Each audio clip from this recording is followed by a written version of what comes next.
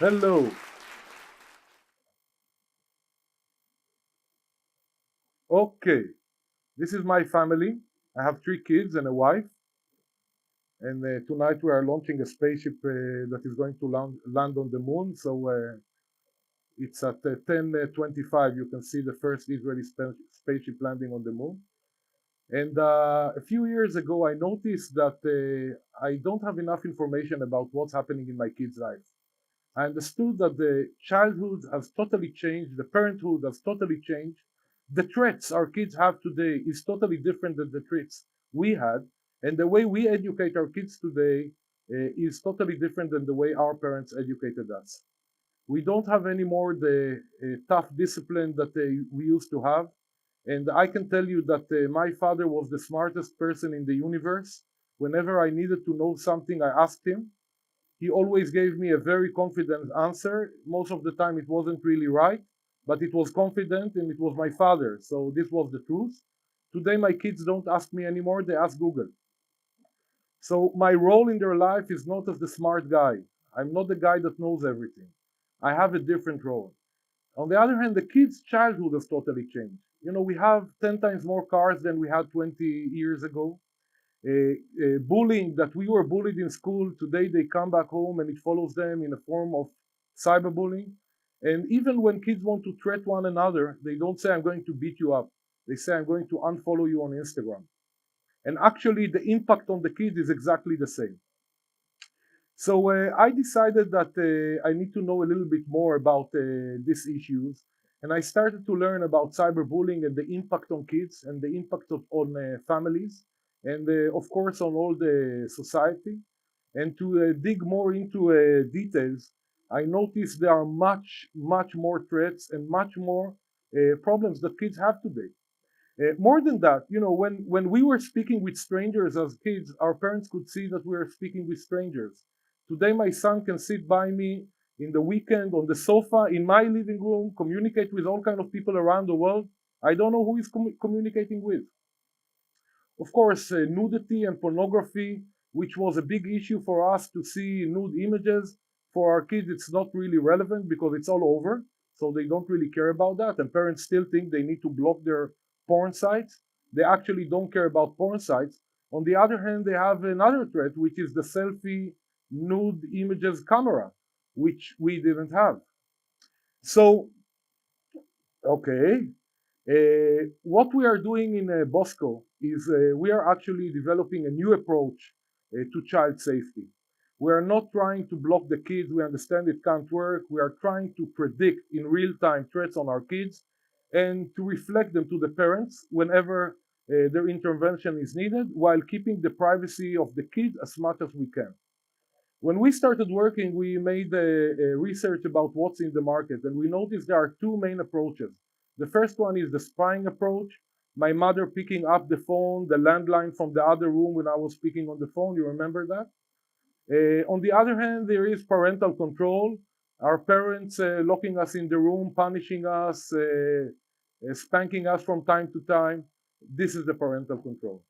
Actually, if you install on your kids' phone parental control apps or spying apps, you actually make a bigger damage than helping them. Because if you block your kid from installing Fortnite when all their friends are playing Fortnite, he's out of the conversation. If you block your kids from using messaging communication apps like WhatsApp after 8 p.m., he comes in the morning to the school and he's out of the communication. So you're actually damaging them more than helping them. What we are doing in Bosco is we are using the high-end technology, AI, of course, machine learning and computer vision to analyze all the data that goes to the kid's phone and to predict and present to the parents while keeping the privacy of the kids. This is actually our vision. Our vision is to predict, prevent, and protect kids, and we are doing it in a very simple way.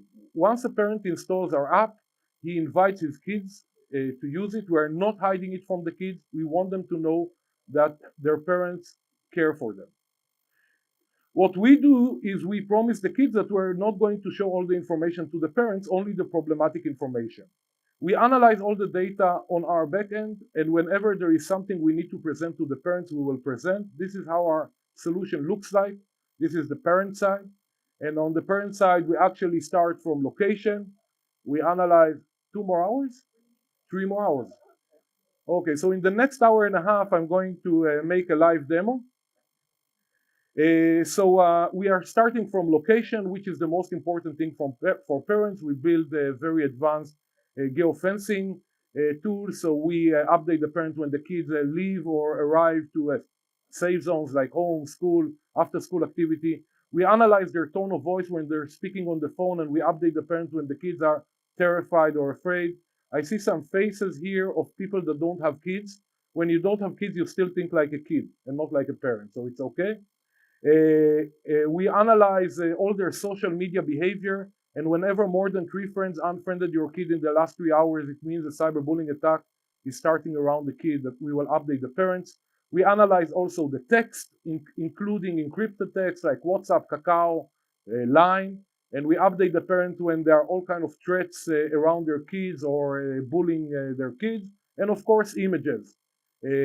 Analyze when the kids send or receive nude images, even if they take it by their camera. We analyze a lot of pieces of data a day per kid. They produce a lot of content. Currently, we are available on the Play Store and on the iOS Store. We have over 450,000 users.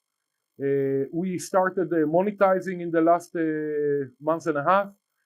We charge between $5 to $10 per family per month, with a yearly subscription with 2 months free. We launched in Europe, in Turkey with Vodafone as a first use case for Vodafone under a white label, another 1 hour. In Israel, we launched with Cellcom. In the next month, we are launching in another 5 markets around the world, a lot of them in Asia. We got a grant of $1 million from the Singaporean government and the chief scientist in Israel. Our partner for development is Panasonic company. This is our chart.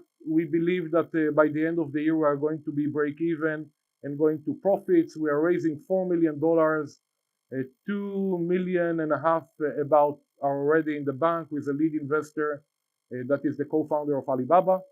We treat ourselves as a helmet to bicycles. We didn't ride bicycles with a helmet.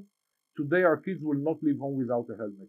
We believe that in a year from now, kids will not receive a phone without an analysis app that runs on the phone, and this is exactly where we are. Of course, we are looking for a big potential revenue of 950 million kids around the world, but we are doing good.